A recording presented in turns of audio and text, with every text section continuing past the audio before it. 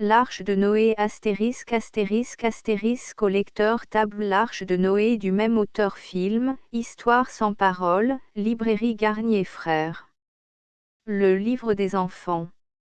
Illustration des poésies de Marceline Desbordes de Valmore, Librairie Garnier Frères. La belle histoire que voilà. Histoire de qui est bois. Le livre des heures héroïques et douloureuses 1914 à 1918. L'alphabet de la Grande Guerre. En seconde ligne. Illustration des fables de La Fontaine. Le petit elfe ferme l'œil, d'après Andersen. André et l'Arche de Noé. Paris. Librairie Garnier et Frères 6, rue des Saints-Pères, citable. Page.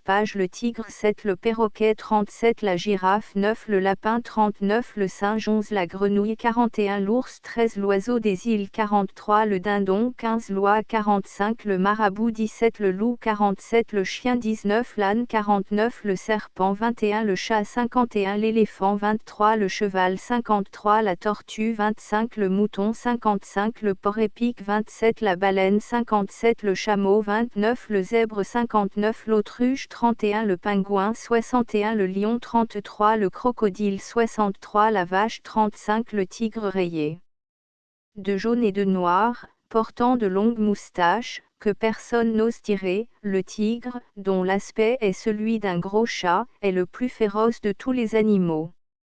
Il vit principalement dans le sud de l'Asie, dans les Indes anglaises et en Indochine, où sa cruauté le rend redoutable. Lorsqu'arrive le soir, le tigre quitte son repère et va chercher sa proie. Tapi dans les hautes herbes, au bord de l'étang, il bondit sur le buffle qui vient boire et le dévore. Les indigènes l'appellent le mangeur d'hommes. Les rayas de l'Inde cassent le tigre à dos d'éléphant. La chasse au tigre est un sport dangereux, aussi n'est-il pas un voyageur revenant de ces lointains pays qui ne se vante d'en avoir tué au moins un. Le tigre cesse d'être redoutable lorsqu'il sert de descente de lit, jamais, pourtant, il n'ouvre une gueule plus menaçante, c'est peut-être qu'alors il bâille d'ennui. La girafe est le plus grand de tous les animaux, c'est une bête douce et inoffensive. La girafe vit dans les plaines de l'Afrique et se nourrit des feuilles des grands arbres, car elle broute difficilement l'herbe des prairies. On se demande même si la nature a fait vivre les girafes dans la région des palmiers, ou si elle a fait pousser les palmiers dans le pays des girafes.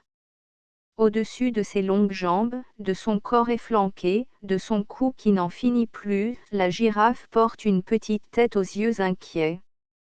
Peut-être a-t-elle le vertige. Elle a aussi 2 cornes peu dangereuses avec lesquelles elle ne pourrait faire de mal à personne, aussi se sauve-t-elle bien vite à l'approche du moindre danger. Et pas un chasseur n'oserait raconter qu'il a pris une girafe à la course. Le singe dans les forêts équatoriales, les singes s'ébattent gaiement. Ils vivent dans les arbres et s'agitent perpétuellement. Ils caquettent, ils piaillent, poussent des cris aigus. Ils animent de leur gymnastique la forêt tout entière, courant sur les branches pour se poursuivre, s'y accrochant de leurs pieds ou de leurs mains, s'y balançant au bout de leur queue, ou bien ils grimpent à une liane pour aller cueillir un fruit qu'ils mangent après l'avoir épluché avec de petites mines dégoûtées. Les singes ont des aspects divers, certains ont la tête tatouée de bleu et de rouge, les uns ont des poils ras, les autres sont recouverts d'épaisses fourrures.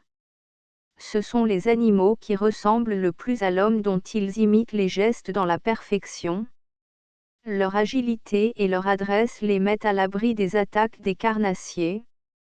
Un bond, une pirouette, le clown de la forêt est bien loin de ses ennemis. Et il leur fait alors une grimace. L'ours est un gros animal à l'allure lourde et bonasse à laquelle il ne faut pas trop se fier. Il vit dans tous les pays du globe, excepté en Afrique. L'ours est vêtu d'une épaisse fourrure brune, fauve ou blanche, les ours blancs habitent les régions glacées du pôle. Malgré son aspect maladroit, l'ours est d'une agilité remarquable, il est intelligent, rusé et prudent. Il est recherché à cause de sa fourrure, mais sa chasse est difficile. L'ours s'avance sur le chasseur, le prend à bras-le-corps et l'étouffe en le serrant contre lui. Pourtant les tout-petits aiment bien Martin parce qu'il grimpe à l'arbre pour les amuser. Le dindon, le seigneur dindon, se promène dans la basse-cour. Il enfle orgueilleusement son jabot noir et secoue d'un air glorieux sa crête rouge. Tout à coup, il s'arrête, il tend le cou, fait entendre un gloussaiment ridicule. Puis il repart superbement. Aussitôt le soleil couché, il se perche sur un arbre et s'endort, semblable à un gros ballon noir accroché dans les branches. Pourquoi le dindon est-il si fier? Est-ce parce que, jadis, au temps des contes de fées, les fils de rois épousaient souvent des gardeuses de dindons? Ou bien est-ce parce qu'il doit devenir plus tard un excellent rôti que nous serons joyeux de voir apparaître sur nos tables? Le marabout est un oiseau de la famille des cigognes qui vit en Afrique et dans le sud de l'Asie. Il a 4 cheveux sur la tête et un énorme bec pointu, ses grandes ailes descendent de chaque côté de son corps et le font ressembler à un vieux monsieur en habit râpé. Perché sur ses longues pattes, au bord des étangs, la tête dans les épaules, il guette les poissons qui passent. Son attitude renfrognée, son air triste et résigné lui ont fait donner le surnom de philosophe. Mais que sa philosophie doit être amère. Autour de lui, les oiseaux volent, d'autres animaux marchent, courent ou se battent, lui seul reste éternellement immobile en attendant le soir. La nuit venue, le marabout ferme l'œil et s'endort, il se réveille le lendemain et ouvre l'œil. La vie reprend son cours. Le chien est l'ami de l'homme, c'est le plus intelligent des animaux domestiques. Son flair remarquable le guide et lui permet de retrouver sa maison ou son maître lorsqu'il s'en est éloigné. Ses aboiements joyeux accueillent ce dernier lorsqu'il rentre au logis, mais ses aboiements furieux écartent l'intrus qui cherche à pénétrer dans la maison. Le chien du Mont Saint-Bernard recueille les voyageurs égarés dans la montagne. Le basset, tout en longueur, est un excellent chien de chasse. Le bulldog, en dépit de sa tête hargneuse, est souvent un animal très doux. Le caniche, avec son air de faux lion, est le pitre des chiens. Le lévrier peut attraper les lièvres à la course. Autrefois, le chien du régiment défilait dans les revues et s'en allait à la guerre, il gardait le camp et n'était jamais puni de salle de police. Aujourd'hui, le chien policier poursuit les malfaiteurs, leur plante ses crocs dans les jambes et les maintient jusqu'à l'arrivée des agents ou des gendarmes dont il est le courageux auxiliaire. Le serpent est un reptile qui vit dans les pays chauds et tempérés. Dans nos régions, les tas de fagots et les trous des vieux murs lui servent de maison d'hiver. Les terrains sablonneux et les frais gazons du bord de l'eau sont ses maisons d'été. La plupart des serpents possèdent des dents à venin qui les rendent très dangereux. Ils rampent sur le sol et grimpent dans les arbres. Les grands serpents arrivent à avaler de très gros animaux après les avoir broyés en s'enroulant autour d'eux. Il y a des serpents de toutes les tailles et de toutes les couleurs. Les écailles qui les recouvrent forment des dessins variés. Celui-ci a l'air de porter des lunettes, celui-là teinte comme une sonnette, mais il ne serait pas prudent de l'employer à cet usage. Les charmeurs de serpents sifflent doucement pour les attirer. Au contraire, lorsque le serpent siffle, l'homme prudent se sauve. L'éléphant est le plus gros de tous les animaux. Il possède, en guise de nez, une trompe, qui lui sert aussi de main, et il est armé de 2 défenses d'ivoire placées de chaque côté de sa bouche. Il y a des éléphants en Afrique et en Asie, à l'état sauvage, ils vivent en troupeaux, mangeant des herbes, se baignant souvent et se douchant à l'aide de leur trompe. Les éléphants domestiques portent des fardeaux, de l'artillerie et traînent des chariots. Ils se dressent facilement, grâce à leur intelligence et à leur docilité. L'éléphant est souvent l'animal préféré des petits enfants, et c'est dans ses défenses qu'on taille le hochet qui est leur premier jouet. La tortue appartient à la famille des reptiles. On fait avec sa chair d'excellents bouillons, sa carapace produit l'écaille. La lenteur de sa marche est proverbiale, mais la tortue, cheminant avec patience, arrive souvent la première au but. Lorsqu'un danger la menace, la tortue disparaît sous sa carapace, elle ne craint rien tant que d'être retournée sur le dos. Elle se nourrit d'herbes et d'insectes. Il y a des tortues très petites et il y en a de très grosses, les unes vivent sur terre et les autres dans l'eau. Comme l'escargot, la tortue porte sa maison sur son dos et s'en va devant elle, le nez à sa fenêtre. Mais alors que la maison de l'escargot n'est qu'une humble demeure de village, la maison de certaines tortues représente quelques palais à 40 étages des villes d'Amérique. Ne leur demandez pourtant pas de vous y loger, les tortues ne prennent pas de locataires. Le porc-épic est un animal d'assez forte taille dont le corps porte de longs piquants acérés qui peuvent se coucher ou se redresser à volonté. Jadis, dans les réunions d'animaux, le porc-épic se faisait remarquer par sa joyeuse humeur, il était le bout en train de ses petites fêtes, galamment, il priait la lionne de s'asseoir sur son dos, ou bien il proposait ironiquement au singe de lui faire la courte échelle, puis il offrait à la grenouille de faire avec lui une partie de saute-mouton. Mais le porc-épic est devenu triste, ses affaires, qui allaient bien du temps qu'il vendait aux écoliers ses piquants pour en faire des manches de porte-plumes, périclitent depuis qu'on n'écrit plus guère qu'avec des machines. Aussi pense-t-il bientôt demander au créateur de remplacer ces piquants inutilisables par des touches de machine à écrire. Le chameau avec ses deux bosses et son nez busqué, le chameau pourrait être appelé le polichinelle des bêtes. Mais alors que Polichinelle a toutes sortes de vilains défauts, le chameau n'a, au contraire, que des qualités. Sa sobriété, sa force et son endurance le font regarder par les Arabes comme un cadeau du ciel.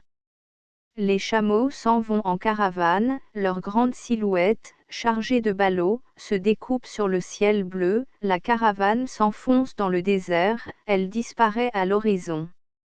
Après de longues journées de route à travers les sables ardents, elle arrivera enfin au caravansérail où les chameaux pourront boire, manger et se reposer. L'autruche est le plus grand des oiseaux.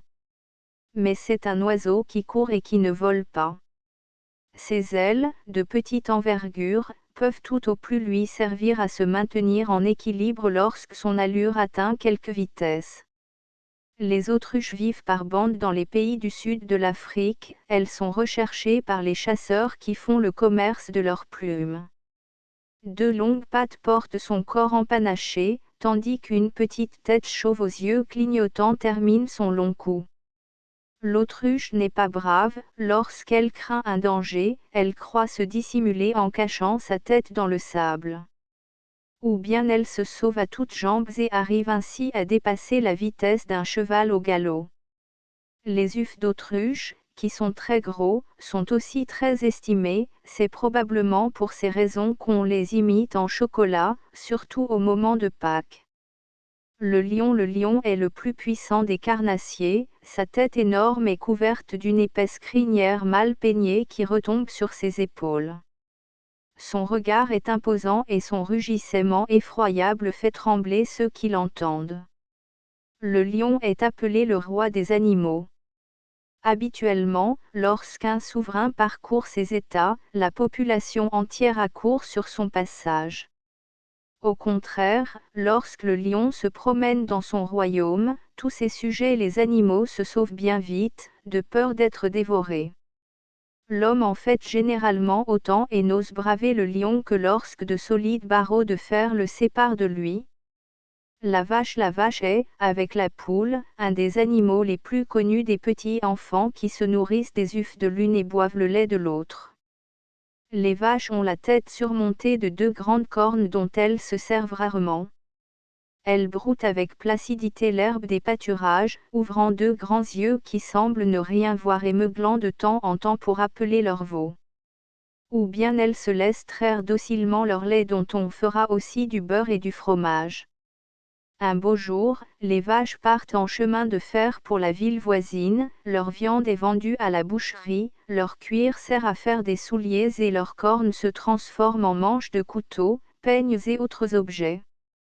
Le perroquet. Les perroquets sont les plus drôles des oiseaux, ils sont vêtus de couleurs riches, éclatantes et variées, dont l'ensemble forme un amusant bariolage. S'aidant du bec et des pattes, ils grimpent dans les arbres, passent d'une branche à l'autre, jacassant, pérorant, se querellant, troublant d'un caquetage assourdissant le calme de la grande forêt tropicale. Les perroquets peuvent apprendre à parler, mais Jacko ne comprend pas ce qu'il dit, aussi nous paraît-il le plus heureux des oiseaux, il a toujours bien déjeuné, il a toujours du bon tabac. Parfois, pourtant, le pauvre Jacko est bien triste. Il est jaloux du phonographe qui, mieux encore qu'un perroquet, peut raconter sans arrêt de longues histoires et nasiller d'interminables chansons. Le lapin. Il y a les lapins sauvages et les lapins domestiques. Les lapins domestiques, appelés aussi lapins de chou, vivent le plus souvent dans d'inconfortables et étroites cages grillagées, passant leur temps à grignoter des feuilles de chou, des carottes et des herbes diverses. Les lapins sauvages ou lapins de Garenne restent tout le jour dans leurs terriers et s'en vont, la nuit venue, dans les champs voisins pour y manger les jeunes récoltes. Ils broutent aussi des plantes odoriférantes, ils sautent, courent, font de joyeuses cabrioles, prenant soin d'éviter le collet du braconnier ou les crocs du chien maraudeur. Mais lorsqu'arrive la saison de la chasse, les lapins ont fini de rire et de gambader, des hommes armés envahissent les bois et massacrent les pauvres bêtes, qui s'en vont dans une casserole achevée en civet leur courte existence. Les lapins doivent rêver d'un monde idéal dans lequel, chasseurs à leur tour, ils tueraient à coups de fusil les hommes pour les cuire ensuite et les assaisonner en marinade ou en giblotte. La grenouille vit dans tous les pays du globe. Elle passe la mauvaise saison au fond de la vase ou derrière des pierres. Elle revient au printemps coassée dans les mares et dans les étangs. Accroupie sur une feuille de nénuphar ou cachée dans les roseaux, la grenouille guette les insectes dont elle se nourrit. Elle a l'air d'un monsieur très gras qui aurait un gilet blanc sur son ventre débordant et d'énormes besicles sur ses gros yeux ronds. Mais qu'un pas se fasse entendre, l'eau clapote brusquement, la grenouille a disparu. La grenouille avance en bondissant sur ses pattes de derrière qui se détendent comme des ressorts. Ces mêmes pattes, cuites de diverses manières, sont un mets délicat très recherché des amateurs. Mise dans un bocal, la grenouille est aussi utilisée comme baromètre.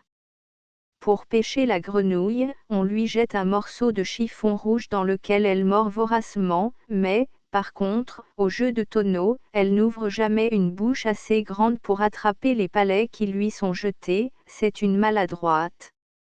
L'oiseau des îles. Les premiers navigateurs rapportèrent à bord de leur caravelle de petits oiseaux aux couleurs étincelantes qu'ils avaient capturés en Afrique, en Amérique ou en Océanie. Mais comme, en ce temps-là, ces pays n'avaient pas encore de nom, on disait que ces marins revenaient des îles. Et ces mots évoquaient quelques pays lointains, mystérieux, pleins d'ombre et de soleil, où vivaient des hommes étranges et des animaux fantastiques. Les oiseaux des îles habitent dans les pays chauds, au milieu des fleurs éclatantes dont ils ont les vives couleurs. Ils sont habillés de rubis et de topazes, de saphirs et d'émeraudes, et portent de longues queues et de superbes aigrettes. Pauvres petits oiseaux des îles. C'est pour leur malheur qu'ils sont si jolis, car de belles dames les attendent pour en orner leur chapeau dès que la mode l'exigera. Une voix avait dit, cet enfant est bête comme une noix point. Aussitôt, de longs cous blancs frémirent, des becs jaunes s'agitèrent et du troupeau des oies, qui picoraient dans la cour de la ferme, s'élevèrent alors de vives protestations. Les oies ne sont pas aussi bêtes qu'on le raconte. Quand elles s'en vont en se dandinant, leur gros ventre en avant, l'air grave et prétentieux, elles savent bien choisir les prairies les plus grasses et les jardins les plus ombreux. Elles savent distinguer les pousses tendres et les raisins mûrs. Et puis n'ont-elles pas jadis sauvé le Capitole? Les oies sont estimées pour les succulents rôtis et les délicieux pâtés de foie gras qu'elles nous donnent. C'est avec leurs plumes qu'on fait les édredons. Il existe aussi des histoires appelées contes de ma mère Loi. Ces récits naïfs et malicieux charment depuis 2 siècles tous les petits enfants de France. Le loup promenons-nous dans les bois, pendant que le loup n'y est pas, loup y es-tu? M'entends-tu? Et les petits enfants se sauvent à toutes jambes. Ne connaissent-ils pas l'histoire du pauvre chaperon rouge, la petite fille qui fut dévorée par un vieux et rusé loup déguisé en bonne grand-mère? Le loup est de la taille d'un gros chien. Son pelage, ocré, se rapproche du roux en été et devient blanchâtre en hiver. Il vit dans les forêts, mange le gibier, s'attaque aux troupeaux et même, quand il est affamé, à l'homme. Petit enfant, prenez garde au loup. Loup y es-tu? M'entends-tu? L'âne est un animal patient et laborieux utilisé aux mêmes usages que le cheval. Il a une grosse tête qui ébouriffe une couronne de poils frisés et qui est surmontée de 2 grandes oreilles, ses pattes fines sont terminées par un petit sabot. Il braie bruyamment pour demander à boire ou à manger. L'âne est l'animal dont la marche est la plus sûre, il peut côtoyer les précipices les plus dangereux sans risquer de tomber, il est sobre, robuste et fort, mais entêté. L'âne a néanmoins une détestable réputation, les petits paresseux, qui ont mal travaillé, sont coiffés d'un bonnet d'âne. Certaines questions, que les ignorants ne savent résoudre, s'appellent pont aux ânes. Il ne faut pas confondre le pont aux ânes avec le pont en dos d'âne, appelé ainsi à cause de sa construction. Le chat, si les chats savaient écrire, il pourrait, parodiant le texte de Monsieur de Buffon, s'exprimer ainsi en parlant de l'homme: la plus noble conquête que le chat ait jamais pu faire est celle du citadin, de l'homme des villes qui garde pour lui seul les fatigues du travail pour réserver à son maître le chat les douceurs du repos. Le citadin protège le chat, pourvoit à son logement, à sa nourriture, docile autant que doux, il abandonne à son tyran les meilleurs fauteuils, les plus moelleux coussins, les morceaux les plus succulents, et, non seulement il fléchit sous la griffe de celui qui le gouverne, mais il semble consulter ses désirs, et, obéissant aux impressions qu'il en reçoit, il se précipite, se modère ou s'arrête point. Car, pour complaire au despote qu'il s'est choisi, l'homme court, se met à 4 pattes, dévide du fil, joue à cache-cache, rampe sous les meubles, tient de ridicules discours, ou bien, assis, immobile, il se tait et évite avec soin de faire le moindre mouvement qui pourrait troubler le sommeil du chat qui dort sur ses genoux. Le cheval, bête de somme, bête de trait, bête de selle ou bête de luxe, le cheval a la vie la plus dure qui soit, il tire, il porte, il court, il est entravé, il est battu, ses flancs saignent sous les coups d'éperon, et puis, un jour, il tombe sur un champ de bataille ou meurt lamentablement au coin d'une rue ou au bord d'un fossé. Dieu des chevaux, il faut que pour cela il soit un paradis de gazon vert et tendre dans lequel, loin des morts, des harnais, des fouets et des cravaches, les chevaux pourront s'ébattre et se reposer. Mais les âmes des chevaux méchants ne connaîtront jamais le repos ni le calme. Attachés pour l'éternité au volant d'un moteur, ces âmes damnées, devenus chevaux vapeur, tireront des voitures, porteront des fardeaux, parcourront à toute vitesse les routes de la terre et du ciel avec les automobilistes et les aviateurs. Dieu des chevaux, votre justice est terrible. Le mouton est un animal doux et borné. Il est vêtu d'une épaisse toison de laine. Cette laine est tondue tous les ans et sert à faire les vêtements dont nous sommes couverts. Les moutons vivent en troupeau, leur maison s'appelle la bergerie. Comme ils sont incapables de se guider et de se défendre contre leur ennemi légendaire le loup, le troupeau de moutons, qui s'en va bêlant et broutant sur les chemins, est conduit par un berger et gardé par des chiens. Les petits moutons, qui jouent et folâtrent autour de leur mère les brebis, s'appellent des agneaux. Après une vie heureuse, mais monotone, les blancs moutons deviennent gigots, côtelettes et ragoûts, et personne ne pense plus à eux. La baleine, on désigne généralement sous le nom de baleine tous les genres de cétacés, baleinoptères, rorquals et autres. Les cétacés sont des mammifères marins de grande taille qui vivent dans les mers froides et descendent parfois vers les côtes des régions tempérées. Les baleines ne sont pas des poissons d'appartement, sinon pour celui de Gargantua, fils géant de Pantagruel. Elles atteignent de 30 à 35 mètres de long et pèsent jusqu'à 150 000 kg. Malgré leur large bouche, elles ne peuvent se nourrir que de petits poissons tellement leur gosier est étroit. On les chasse au harpon, on les tue, on leur coupe la tête pour en retirer les fanons, grandes lames cornées qui garnissent leur bouche, on fait fondre leur corps pour se procurer leur graisse qui est employée dans l'industrie. Le zèbre, le dieu des animaux, créa le tigre, puis le zèbre. Le tigre était très fier de son pelage rayé. Lorsqu'il vit le zèbre qui portait, lui aussi, une robe rayée, il entra dans une grande rage. Il se précipita sur le zèbre et le mordit cruellement. Le pauvre animal se cabra et hennit de douleur. Et le dieu des animaux entendit sa plainte. Il prit la bête blessée, la mit de l'autre côté de la terre et, d'un coup de pouce, creusa l'océan Indien. C'est pourquoi, en Afrique, le zèbre vit en paix loin de son ennemi le tigre qui ne peut quitter l'Asie. L'image du zèbre orne le plus souvent la dernière page des alphabets illustrés dans lesquels les petits enfants apprennent leurs premières lettres. Le pingouin. Il n'y a pas bien longtemps, des explorateurs partis à la découverte du pôle Sud furent pris par les glaces dans les mers australes. Le médecin du bord ne manquait pas d'écrire chaque jour ses tristes impressions. En voici quelques-unes. Mardi. De la neige, de la glace, des ours blancs, des phoques. Vendredi.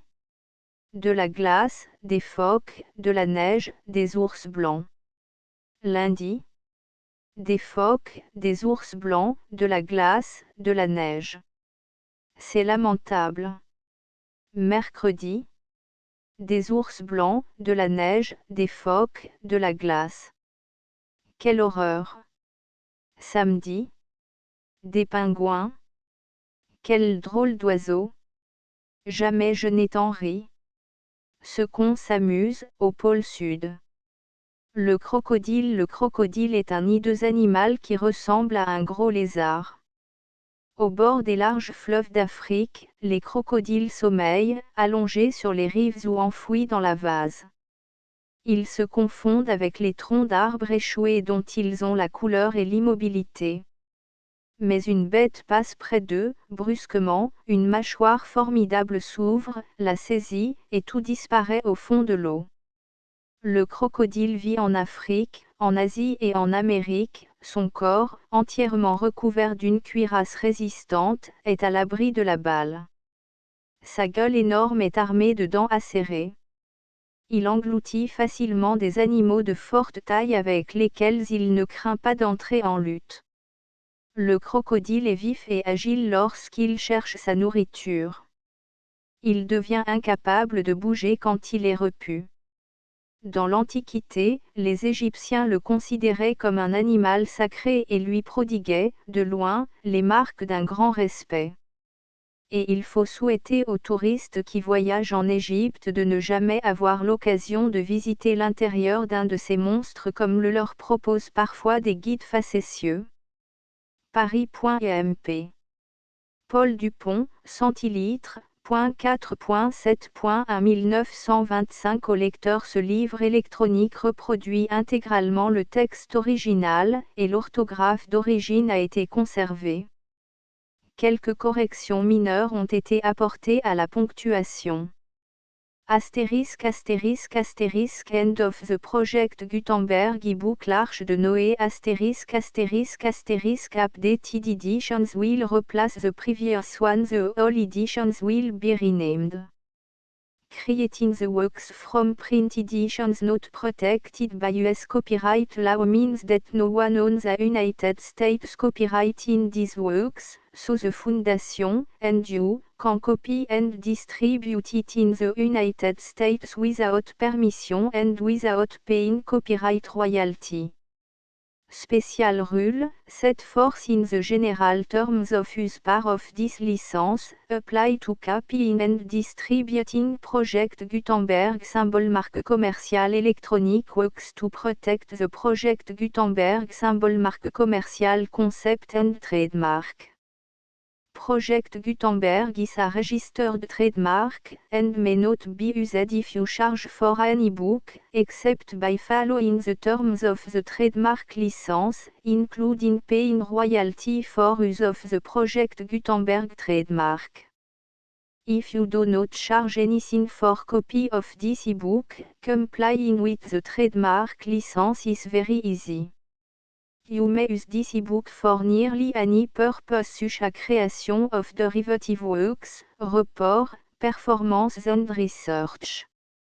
Project Gutenberg ebooks may be modified and printed and given away. You may do practically anything in the United States with ebooks not protected by US copyright law.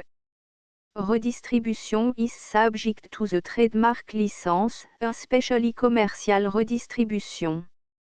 Start, full license. The full Project Gutenberg license. Please read this before you distribute or use this work to protect the Project Gutenberg symbol marque commerciale mission of promoting the free distribution of electronic works, by using or distributing this work, or any other work associated in any way with the phrase Project Gutenberg. You agree to comply with all the terms of the full Project Gutenberg symbol marque commerciale license available with this file or online at www.gutenberg.org/licence. Section 1. General Terms of Use and Redistributing Project Gutenberg symbol marque commerciale Electronic Works. 1.a By reading or using any part of this Project Gutenberg symbol marque commerciale Electronic Work, you indicate that you have read, understand, agree to and accept all the terms of this license and intellectual property, trademark/copyright, agreement. If you do not agree to abide by all the terms of this agreement, you must cease using and return or destroy all copy of Project Gutenberg symbol marque commerciale Electronic Works in your possession. If you paid a fee for obtaining a copy of or access to a Project Gutenberg symbol marque commerciale Electronic Work and you do not agree to be bound by the terms of this agreement, you may obtain a refund from the person or entity to whom you paid the fee as set forth in paragraph 1.e.8. 1.b Project Gutenberg is a registered trademark. It may only be used on or associated in any way with an electronic work by people who agree to be bound by the terms of this agreement. There are a few things that you can do with most Project Gutenberg symbol marque commerciale Electronic Works even without complying with the full terms of this agreement. See paragraph 1.c below. There are a lot of things you can do with Project Gutenberg symbol marque commerciale Electronic Works if you follow the terms of this agreement and help preserve free future access to Project Gutenberg symbol marque commerciale Electronic Works. See paragraph 1.e below. 1.c. The Project Gutenberg Literary Archive Foundation, the Foundation or PGLAF, owns a compilation copyright in the collection of Project Gutenberg symbol marque commerciale Electronic Works. Nearly all the individual works in the collection are in the public domain in the United States. If an individual work is unprotected by copyright law in the United States and you are located in the United States, we do not claim a right to prevent you from copying, distributing, performing, displaying or creating derivative works based on the work alone as all references to Project Gutenberg are removed. Of course, we hope that you will support the project Gutenberg symbol marque commercial mission of promoting free access to electronic works by freely sharing project Gutenberg symbol marque commercial works in compliance with the terms of this agreement for keeping the project Gutenberg symbol marque commercial name associated with the work. You can easily comply with the terms of this agreement by keeping this work in the same format with its attached full project Gutenberg symbol marque commercial license when you share it without charge with others. 1.d. The copyright laws of the place where you are located also govern what you can do with this work. Copyright laws in most countries are in a constant state of change. If you are outside the United States, check the laws of your country in addition to the terms of this agreement before downloading, copying, displaying, performing, distributing or creating derivative works based on this work or any other project Gutenberg symbol marque commercial work. The Foundation makes no representations concerning the copyright status of any work in any country other than the United States. 1.e Unless you have removed all references to Project Gutenberg. 1.e.1.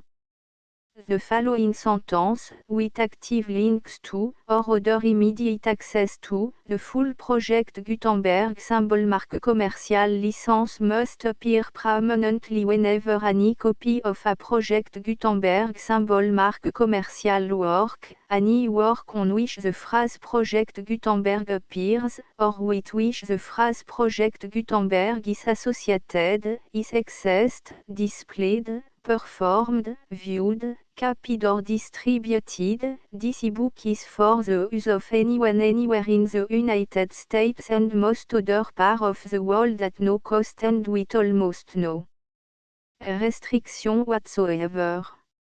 You may copy it, give it away or reuse it under the terms of the Project Gutenberg license included with this ebook or online at www.gutenberg.org. If you are not located in the United States, you will have to check the laws of the country where you are located before using this ebook. 1.e.2. If an individual project Gutenberg symbol marque commercial electronic work is derived from texts not protected by US copyright law, does not contain a notice indicating that it is posted with permission of the copyright holder, the work can be copied and distributed to anyone in the United States without paying any fees or charge. If you are redistributing or providing access to a work with the phrase Project Gutenberg associated with or appearing on the work, you must comply either with the requirements of paragraphs 1.e.1 through 1.e.7 or obtain permission for the use of the work and the Project Gutenberg symbol marque commercial trademark as set forth in paragraphs 1.e.8 or 1.e.9. 1.e.3. If an individual project Gutenberg symbol marque commercial electronic work is posted with the permission of the copyright holder, your use and distribution must comply with both paragraphs 1.e.1 through 1.e.7 and any additional terms imposed by the copyright holder. Additional terms will be linked to the Project Gutenberg symbol marque commercial license for all works posted with the permission of the copyright holder found at the beginning of this work. 1.e.4. Do not unlink or detach or remove the full Project Gutenberg symbol marque commercial license terms from this work, or any file containing a part of this work or any other work associated with Project Gutenberg symbol marque commercial. 1.e.5. Do not copy, display, perform, distribute or redistribute this electronic work, or any part of this electronic work, without permanently displaying the sentence set forth in paragraph 1.e.1 with active links or immediate access to the full terms of the project Gutenberg symbol marque commerciale licence. 1.e.6 You may convert to and distribute this work in any binary, compressed, marked up, non-proprietary or proprietary form, including any word processing or hypertext form. However, if you provide access to or distribute copy of a project Gutenberg symbol marque commercial work in a format other than plain vanilla ASCII or other format used in the official version posted on the official project Gutenberg symbol marque commercial website, www.gutenberg.org you must, at no additional cost, fee or expense to the user, provide a copy, a means of exporting a copy, or a means of obtaining a copy upon request, of the work in its original plain vanilla ASCII or other form. Any alternate format must include the full project Gutenberg symbol marque commerciale licence as specified in paragraph 1.e.1. 1.e.7 Do not charge a fee for access to, viewing, displaying, performing, copying or distributing any project Gutenberg symbol marque commercial works unless you comply with paragraph 1.e.8 or 1.e.9. 1.e.8 You may charge a reasonable fee for copy of or providing access to or distributing project Gutenberg symbol marque commercial electronic works provided that you pay a royalty fee of 20% of the gross profit you derive from the use of project Gutenberg symbol marque commercial works calculated using the method you already use to calculate your applicable tax. The fee is owed to the owner of the project Gutenberg symbol marque commercial trademark, BU et HAS agreed to donate royalty under this paragraph to the project Gutenberg Literary Archive Foundation. Royalty payment must be paid within 60 days following each date on which you prepare, or are legally required to prepare, your periodic tax returns. Royalty payment should be clearly marked as sent to the project Gutenberg Literary Archive Foundation at the address specified in section 4, Information about donation to the project Gutenberg Literary Archive Foundation. You provide a full refund of any money paid by a user who notifies you in writing, or by email, within 30 days of receipt that // does not agree to the terms of the full project Gutenberg symbol marque commercial licence. You must require such a user to return or destroy all copy of the works possessed in a physical medium and discontinue all use of and all access to other copy of project Gutenberg symbol marque commercial works. You provide, in accordance with paragraph 1.f.3, a full refund of any money paid for a work or a replacement copy, if a defect in the electronic work is discovered and reported to you within 90 days of receipt of the work. You comply with all other terms of this agreement for free distribution of project Gutenberg symbol marque commercial works. 1.e.9 If you wish to charge a fee or distribute a project Gutenberg symbol marque commercial electronic work or group of works on different terms than are set forth in this agreement, you must obtain permission in writing from the project Gutenberg Literary Archive Foundation, the manager of the project Gutenberg symbol marque commercial trademark. Contact the Foundation as set forth in section 3 below. 1.f.1.f.1 Project Gutenberg volunteers and employees expend considerable effort to identify, do copyright research on, transcribe and proofread works not protected by US copyright law in creating the Project Gutenberg symbol marque commercial collection.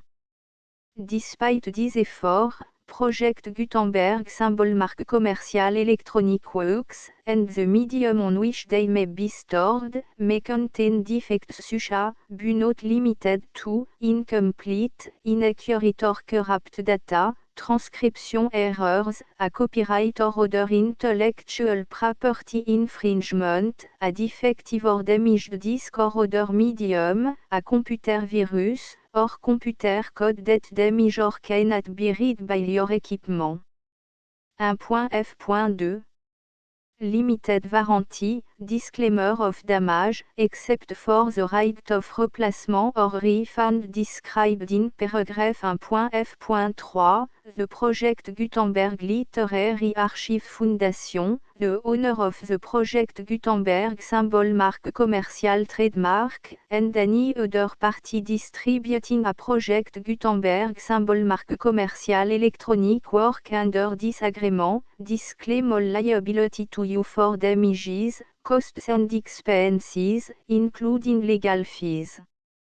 You agree that you have no remedy for negligence, strict liability, breach of warranty or breach of contract except those provided in paragraph 1.f.3. You agree that the Foundation, the trademark owner, and any distributor under this agreement will not be liable to you for actual, direct, indirect, consequential, punitive or incidental damages even if you give notice of the possibility of such damage. 1.f.3 Limited right of replacement or refund, if you discover a defect in this electronic work within 90 days of receiving it, you can receive a refund of the money, if any, you paid for it by sending a written explanation to the person you received the work from. If you received the work on a physical medium, you must return the medium with your written explanation. The person or entity that provided you with the defective work may elect to provide a replacement copy in lieu of a refund. If you received the work electronically, the person or entity providing it to you may choose to give you a second opportunity to receive the work electronically in lieu of a refund. If the second copy is also defective, you may demand a refund in writing without further opportunities to fix the problem. 1.f.4 Except for the limited right of replacement or refund set forth in paragraph 1.f.3, this work is provided to you as, with no other warranties of any kind, express or implied, including but not limited to warranties of merchantability or fitness for any purpose. 1.f.5 Some states do not allow disclaimers of certain implied warranties or the exclusion or limitation of certain type of damages. If any disclaimer or limitation set forth in this agreement violates the law of the state applicable to this agreement, the agreement shall be interpreted to make the maximum disclaimer or limitation permitted by the applicable state law. The invalidity or unenforceability of any provision of this agreement shall not void the remaining provision. 1.f.6 Indemnity, you agree to indemnify and hold the Foundation, the trademark owner, any agent or employee of the Foundation, anyone providing copy of Project Gutenberg symbol marque commercial electronic works in accordance with this agreement, and any volunteers associated with the production, promotion and distribution of Project Gutenberg symbol marque commercial electronic works, harmless from all liability, costs and expenses, including legal fees, that arise directly or indirectly from any of the following which you do or cause to occur. A. Distribution of this or any project Gutenberg symbol marque commerciale work. B. Alteration, modification, or addition or deletions to any project Gutenberg symbol marque commerciale work. And C. Any defective cause. Section 2. Information about the mission of Project Gutenberg symbol marque commerciale. Project Gutenberg symbol marque commerciale is synonymous with the free distribution of electronic works in format readable by the widest variety of computer including obsolete, old, middle-aged and new computer. It exists because of the effort of hundreds of volunteers and donations from people in all walks of life. Volunteers and financial support to provide volunteers with the assistance they need are critical to reaching Project Gutenberg symbol marque commerciale's goals and ensuring that the Project Gutenberg symbol marque commerciale collection will remain freely available for generations to come. In 2001, the Project Gutenberg Literary Archive Foundation was created to provide a secure and permanent future for Project Gutenberg symbol marque commerciale and future generations. To learn more about the Project Gutenberg Literary Archive Foundation and how your efforts and donations can help, see section 3 and 4 and the Foundation information page at www.gutenberg.org. Section 3. Information about the Project Gutenberg Literary Archive Foundation. The Project Gutenberg Literary Archive Foundation is a non-profit 501(c)(3) educational corporation organized under the laws of the state of Mississippi and granted tax-exempt status by the Internal Revenue Service. The Fondation SEIN or Federal Tax Identification Number is 64 à 6 221 541. Contribution to the Project Gutenberg Literary Archive Foundation are tax deductible to the full extent permitted by U.S. federal laws and your state's laws. The Foundation's business office is located at 809 North 1500 West, Salt Lake City, U84 116, 801, 596 à 1887. Email contact links and up-to-date contact information can be found at the Foundation's website and official page at www.gutenberg.org/contact. Section 4. Information about donation to the Project Gutenberg Literary Archive Foundation. Project Gutenberg symbol marque commerciale depends upon and cannot survive without widespread public support and donation to carry out its mission of increasing the number of public domain and licensed works that can be freely distributed in machine-readable form accessible by the widest array of equipment including outdated equipment. Many small donations, $1 to $5,000, are particularly important to maintaining tax-exempt status with the IRS. The Foundation is committed to complying with the laws regulating charities and charitable donations in all 50 states of the United States. Compliance requirements are not uniform and it takes a considerable effort, much paperwork and money fees to meet and keep up with these requirements.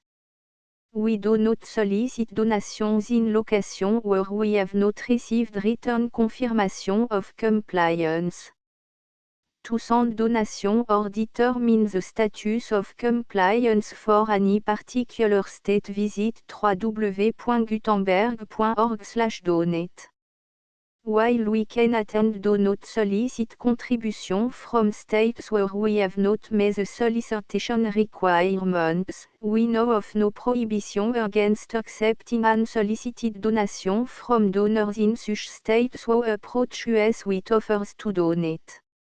International donations are gratefully accepted, but we cannot make any statements concerning tax treatment of donation received from outside the United States.